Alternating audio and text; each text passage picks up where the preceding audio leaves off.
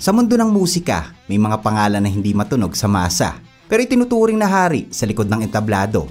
At ang isa sa mga taong iyon ay isang drummer, isang tunay na alamat sa likod ng rock and roll. Siya si Edmund Fortuno, o mas kilala sa simpleng bansag bilang si Bosyo. Sa kwento ng Pinoy rock, hindi lang gitarista ang bumubuo sa isang kanta dahil sa likod ng bawat sigaw at guitar solo, may beat ng drums na nagbibigay ng lakas sa musika.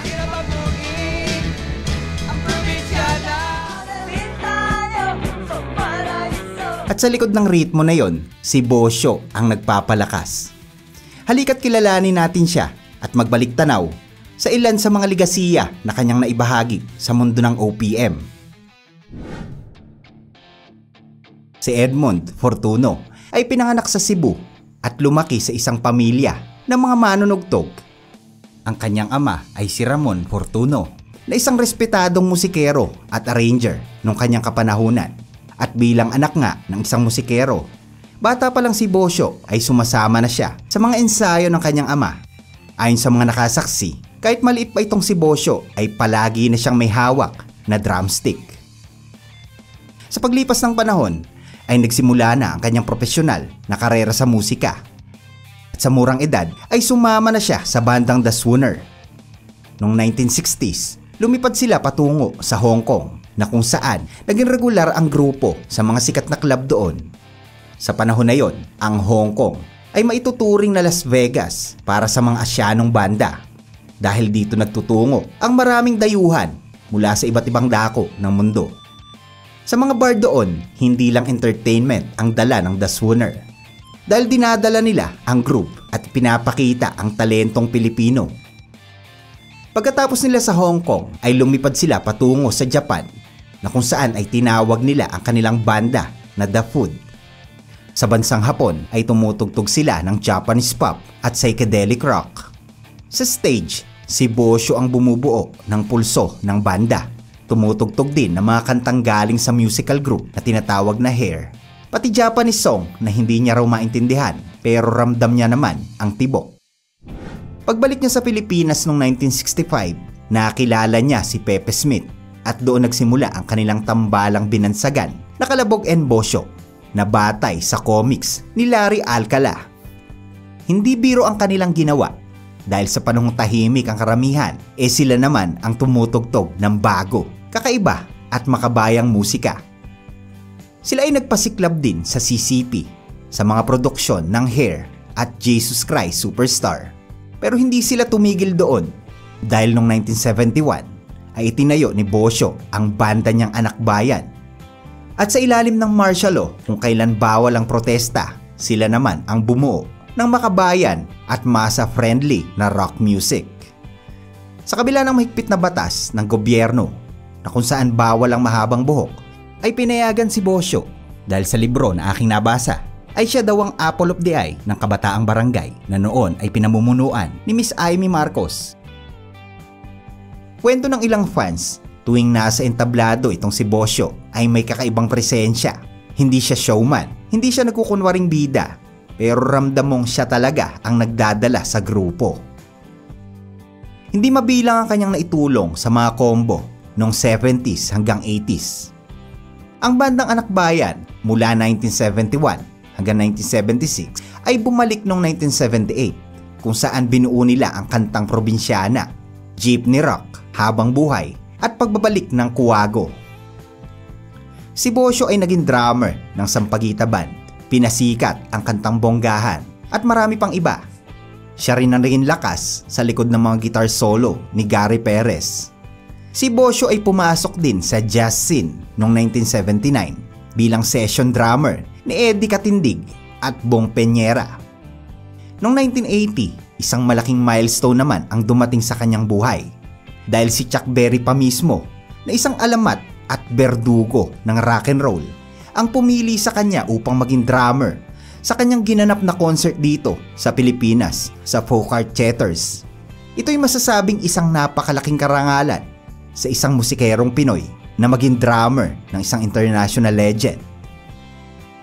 Noong 1981, sumali siya sa Manila Band kasama si Cash Manalang sa bass guitar. At dahil sa kanilang gila sa musika, ay napupuno ang Kalesa Bar sa Maynila, nakilala noon bilang tambayan ng mga rock fans. Sa sumunod na taon, binuo naman niya ang sarili niyang banda na Bosyo at tumugtog sa mga sikat na venue gaya ng Merix at Red Rocks na naging sentro ng underground scene. Noong 1984 hanggang 1986, naging bahagi siya ng Coco Jam. At pagkatapos nito ay bumuo naman ng banda sa ilalim ng kanyang pangalan na Edmond Fortuno Band na tumagal naman hanggang 1994. At sa huling bahagi ng kanyang karera, isang espesyal na reunion ang naganap.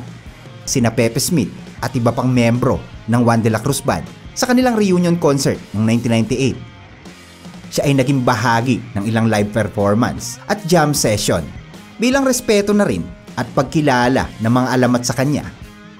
Dahil sa panahon na yon, si Bosyo ay tinuturing na drummer ng mga alamat.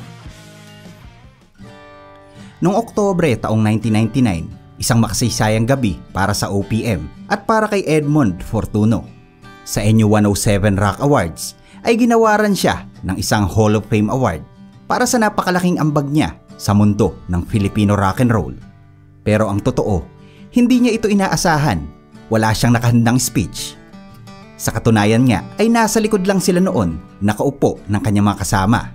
Kaya't inabot pa ng ilang sandali bago siya makapunta sa entablado. Pero nang makaharap niya ang madla, kitang-kita ang saya't pasasalamat sa kanyang mga mata. Noong mga oras na yon ay hindi masukat ang kaligayahang nadarama ni Bosyo habang nagpapasalamat sa lahat ng naging bahagi ng kanyang journey sa musika. Pero ganun pa man ay nanatili siyang simple at humble. Subalit noong Pebrero taong 2000 ay biglang bumagal ang mundo para kay Bosyo. Simula pagkabata, sanay siya sa pagod ng biyahe, sa init ng stage lights at sa lakas ng mga palakpakan. Pero sa pagkakataong ito ay hindi musika ang laman ng kanyang mga kamay dahil nagkasakit siya ng gouty arthritis. Isang uri ng sakit na madalas na ikinakabit sa mga musikero at matatanda, dala ng pagkapagod at lifestyle. Sa una ay inakala ng marami na simpleng pananakit lamang iyon ng katawan. Pero hindi niya alam na iyon na pala ang simula ng kanyang paghina. Dahil habang lumilipas ang mga araw, hindi na siya makalakad, hindi na rin halos makakilos. Dinala siya sa San Juan de Dios Hospital at doon lumala ang kanyang kondisyon. Habang nakakonfine, hindi lamang ang kanyang kasukasuan ang bumigay. Dahil tinamaan na rin siya ng bacterial meningitis, isang impeksyon na puminsala sa kanyang utak.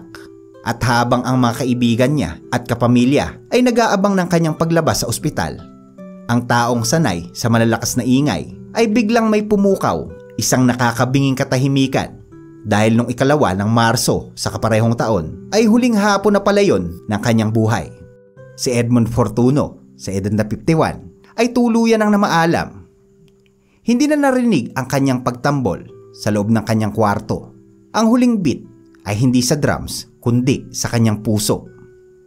Ayon sa ilang kaibigan, ilang araw bago siya tuluyang mawala, nais pa raw ni Bosyo na makalabas ng ospital. Nabanggit pa nga niya na gusto niyang makabalik sa entablado kahit saglit lang, pero sa pagkakataong ito, hindi na siya nakabalik. Sa pagpanaw niya, maraming musikero ang nagulat at nalungkot. Sa mundo ng rock, walang headline ang kanyang pagkawala, walang malalaking tribute show, pero sa likod ng mga tambol at gitara, naramdaman ng musika ang pagkawala ni Bosyo.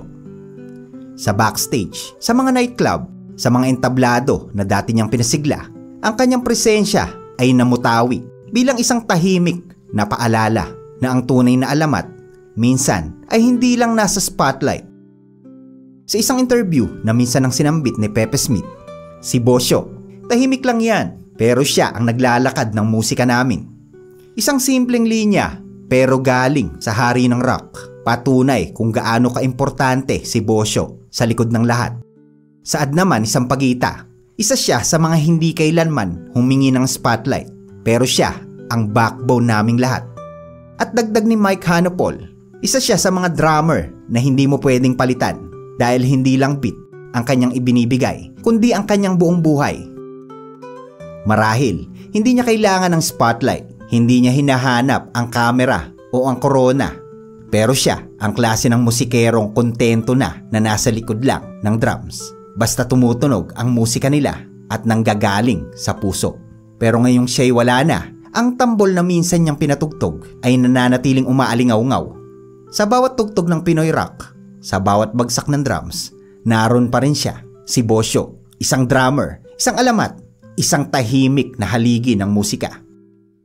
Noong June 6, 2015, pagkalipas ng halos 2 dekada simula nung siya'y mawala, ay muli siyang nabigyan ng parangal sa Pinoy Rock and Roll Hall of Fame Award.